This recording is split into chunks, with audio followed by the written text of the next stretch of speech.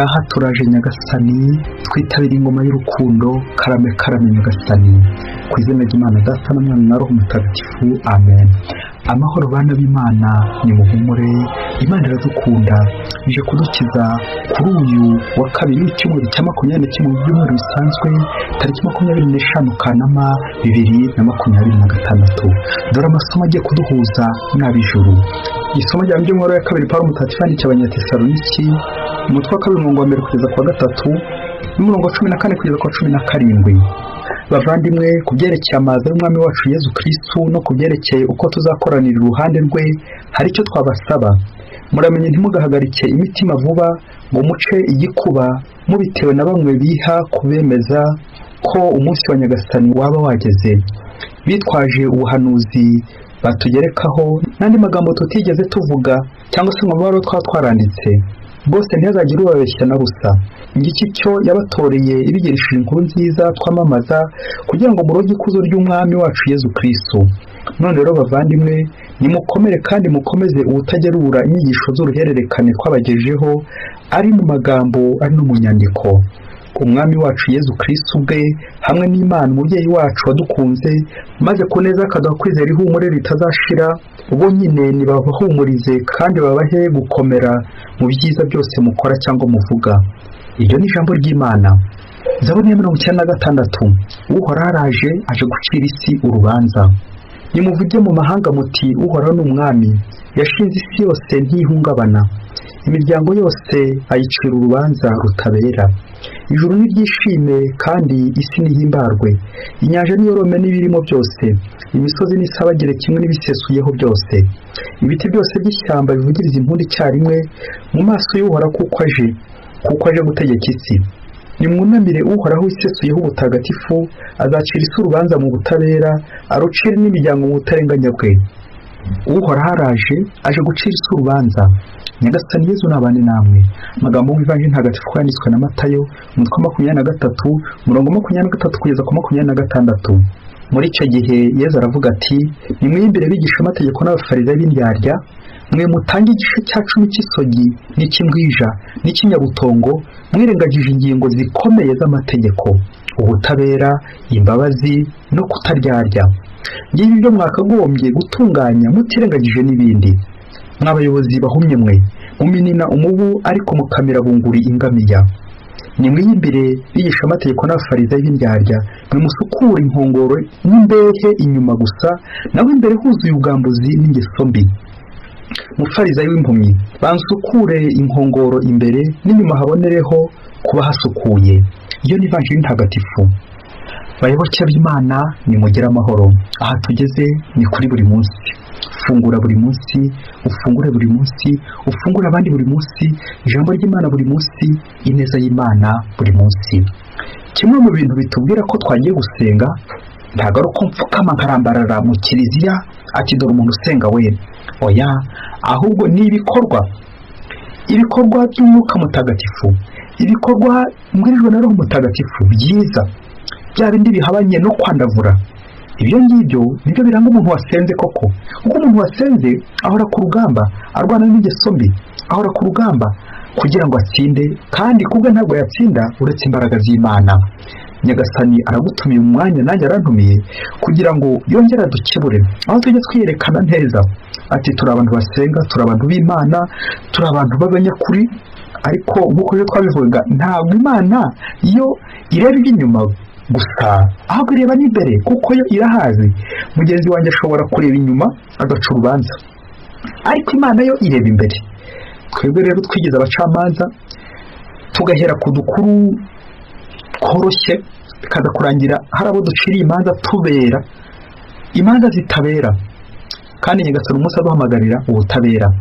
Ijambo tujya kuzirikanaho ni ukuba intabera, aho tuza kurwanya uburyarya muri twe, uburyarya bw'abafarisayo, uburyarya bw'abigisha amategeko. Kimwe nanjye nawe dushaka ko turi indyarya. Yamvuga igira iti, indyarya ihimwa n'indyambirizi. Ese koko Nyagasani mpora nkorera, Nyagasani mpora imbere ye, ni ngombwa ko muryarya? Nubwo waryarya ukaryarya abantu bose, kirazira cyakazirizwa kuryarya Imana. Twongere dutekereza ahantu hose twagiye turyarya abo tubana, tukaryarya Imana. Aho hose birangira turi kwirya.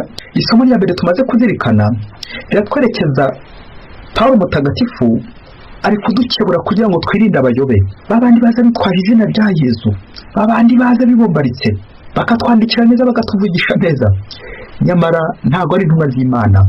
Abo biradusaba gushishoza. Ubushishozi ku bantu bose batwiyereka, bashobora kutwiyereka neza cyangwa nabi. Gushishoza ku bantu bose bakuri imbere, gushishoza ku bayobozi bacu, gushishoza ku bo dutumwaho. Ni nabyo isomo ry'Ivanjili riza kutubwira. Turashishoza ku bafarisayi n'abigisha amategeko, aho Yesu ababwira ati muriyimbire, muragowe mwebwe mwese mwerekana neza inyuma mugakurikiza amategeko neza yose, ariko imbere mudasukuwe. Nyagasani yongera gutwibutsa ko tugomba gusukurwa, isuku y'imbere, le soin intérieur, gusukurwa imbere, kuko kenshi dukaraba inyuma tukambara neza, ariko imbere twambaye ubusa, imbere hariyo umwanda.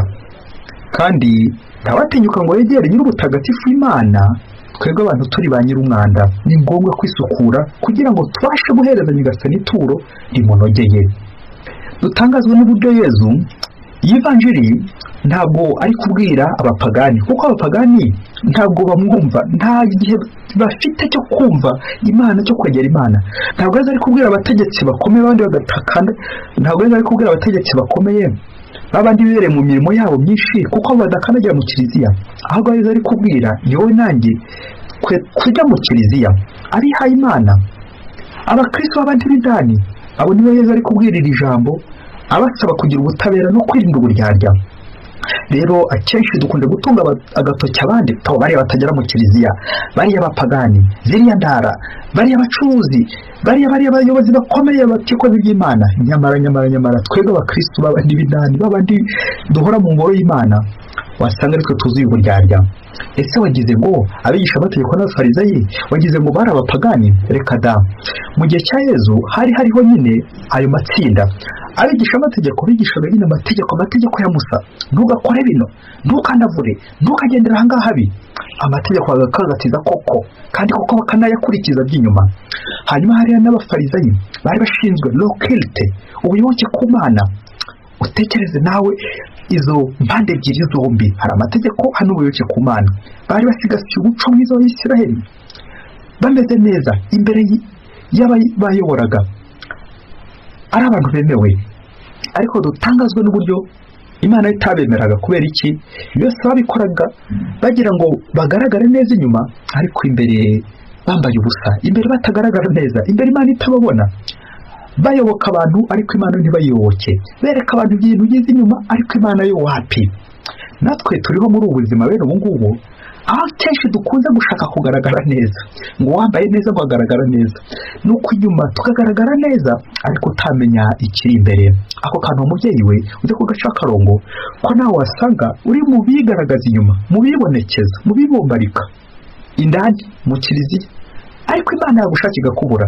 Ibirerekeza uburyo dusenga, tugasenga turangaye, tukava mu masengesho menshi cyane, ariko wajya kureba ugasanga nta kirimo, wajya kureba ugasanga tugiye duhura n'Imana. Kimwe kizakubwira ko uhuye n'Imana, uko uzahura n'umuvandimwe, kandi ugakora neza, imigirire yawe ikaba myiza buri gihe, y'isuku y'imbere. Nawe uze kureba harya ubu wasanga nanjye nkorera Imana, bya bindi bavuga ko ukorera Imana ku manywa, ariko nijoro nkajya gukorera sekibi. Uyu mwitozo uze kukureba kuko abantu benshi turiho mu buryarya, gukora neza inyuma ariko imbere turi gukora nabi. Gusenga tugahimbaza Imana ku manywa, ariko nijoro tukigira mu ngeso mbi, guterekera, kuraguza, ubusinzi, ubusambanyi n'izindi ngeso mbi zose z'umwijima, kandi ku manywa twakoraga Imana. Kandi byaba inkuru uyumve, niba nawe uri mu bakristo abandi b'indani imbere ku ruhimbi, niba kandi uri mu bihaye Imana nawe, niba kandi uri mu bakoze isezerano iri ngiri cyane cyane mu ngoro y'Imana, iyi nkuru yumve, uraza kumva ko Nyagasani hari kugukoma ngo uno munsi ushatse wafunga amadirishya, kuko ngiye kuguha ibiryo bikomeye. Mu munsi w'ihijya kure cyane, ngo hariho korali imwe muri paruwasi imwe yitwaga izina des anges, chorale des anges, korali y'abamarayika. Ngo baririmbaga neza koko, amajwi meza, ari abantu koko, ibitaramo bakabihimbaza baba baririmbye koko uwo munsi abantu benshi bagahura bagashungera baje kumva ayo majwi y'igitangaza.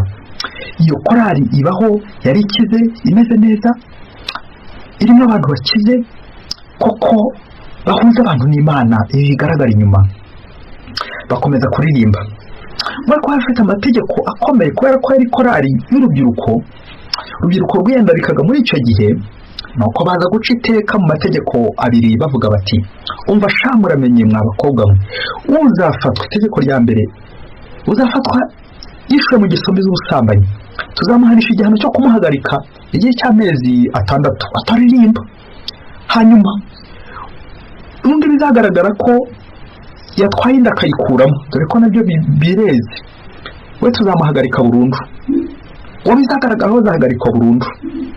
Nuko hari ndakomeza kwitwararika mu gihe cyaje kujya byari byo kunya kibataraza gushyitsi kandi ngo hanyire ndi humba kandi ngo yo nihoramo biza kugira igihe bishoke ko bahereye ku bakobwa umukobwa wa mbere abatwaye inda karabaye nuko baramuhagarika uwa kabiri uwa gatatu uwa kane uwa gatanu bageze mu bakobwa batanu nk'abakobwa bapfa mutima bipfayongo babandi batubwira mu ivanjiri.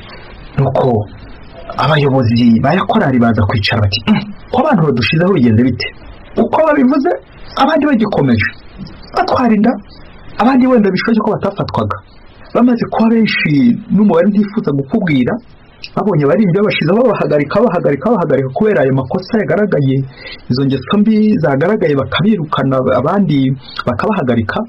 Babonye korali isigayemo mbarwa abayobozi bakora inama mu gihe ngo bakoze inama bafashe noneho imyanzuro ikomeye amakuru neza atari ivumbi aza kumenyekana ko utera bakobwa inda ari umwe muri babayobozi ari animateri wa yakorari wa wundi utera igipimo ari gutera abakobwa inda arangiza gutera igipimo agatera n'inda atera igipimo atera n'inda. Ibi ni biki bamwe bafata icyanzu ko bagiye kumuhagarika ntazongeye gutera igipimo ejo n'ubundi tuzongeye gutera nyine n'inda. Bakoze inama neza bagiye kumuhagarika basanga niba muhagarika korali ihita isenyuka kuko niwe wari ufite ubumenyi wari uzi muzika wari uzi solfège uzi kuyobora korali niwe gusa ubizi ati nitumuhagarika korali ihita isenyuka. Hanyuma se nitutamuhagarika nanone bariya bo twahagaritse bo biragenda bite? Abayobozi bacikamo ibice bamwe bati arahagarara abandi bati tumureke kugira ngo korali ikomeze. Ndifuza gukubaza uruhande waho uriho ese iyi korali irakomeza ibeho cyangwa uyu muyobozi araza guhagarikwa biraza gusozwa bite? Rero cyangwa Imana Yesu Kristo akuzwe ngiye ibibazo natwe dushobora kwibaza. Wa wundi uri imbere udufitiye runini ufashe mu biganza ya korali ryashyira hamwe ryatsinda ahubwo ari we munyamafuta ukomeye cyane kurenza. Tubigenze gute muri sosiyete zacu iyo tugeze aho ngaho? Ngiki cyo bita uburyarya aho usanga ninjye wari shefu ariko ndi shefu muri uru ruhande ndi na shefu mu gukora nabi uruhande rwiza ndi shefu none ndi shefu. Icyo nicyo bita kuvanga. Tuze gutekereza hamwe n'ivanjiri abantu b'indani b'abantu b'imbere uko twitwara niba atari twe dusenya tugasenya korali tugasenya inzu zacu tugasenya kominote zacu tugasenya ibimina byacu tugasenya amatsinda yo gusenga kubera iki zanjye sombi zacu zihishe bwa buryarya nuko tukabogama tugaca imanza tugacira abandi manza tukabirukana kandi wasanga ari njye kibazo wasigaye wasanga ari njye gucira abandi urubanza nanze kurubacira akaba ari njye usigaye kandi ari njyewe uri gukura amakosa uri gutera intambara ni njyewe kibazo nuko nyirukana abandi bose nkaza gusigara ari njye muhemu. Uze gukora umwitozo urebe niba atari uri gutera ikibazo kandi ari wagomba gusubiza urebe niba atari we kibazo kandi wagombye kuba igisubizo kandi uri shefu uri umuyobozi uri animateri uratera igipimo ugatera n'ibibazo ejo n'ejobundi ukazatera ibindi bibazo utera igipimo harangiza ugatera n'ibibazo. Uze kubyibazaho nanjye ndacyari kubyibazaho kuko Nyagasani icyo duhamagarira buri gihe kiba ari cyiza, kugaragara neza imbere y'abantu ndetse n'imbere y'Imana uko Imana ishaka. Tuze gutekereza cyane ku bakora umurimo w'Imana indani mu kiliziya, kuririmba, abatera amasengesho, abasoma ijambo ry'Imana, abahereza. Uze kongera ukuri iyo foto wasanga nawe Yesu akubwira turihindire, wasanga nawe uryarya ugakora neza inyuma ariko imbere uri kuryarya Imana.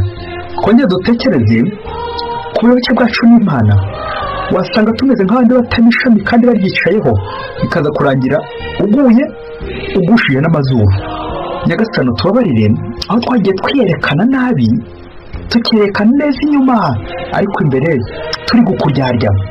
Natwe tubabarire aho hose twagiye dukora nabi, twongere dukore neza icyo ushaka, tugukore neza uko ushaka buri munsi, tujye neza mu nzira zawe buri munsi, maze utwigarurire, maze dukore ugushaka kwa buri munsi. Turabigusabye Yesu. Mwese Imana ibahe umugisha. Imana Data na Mwana na Roho Mutagatifu. Amen. Padiri Musumukuru wa Gisirasi wa Diyosezi ya Cyangugu.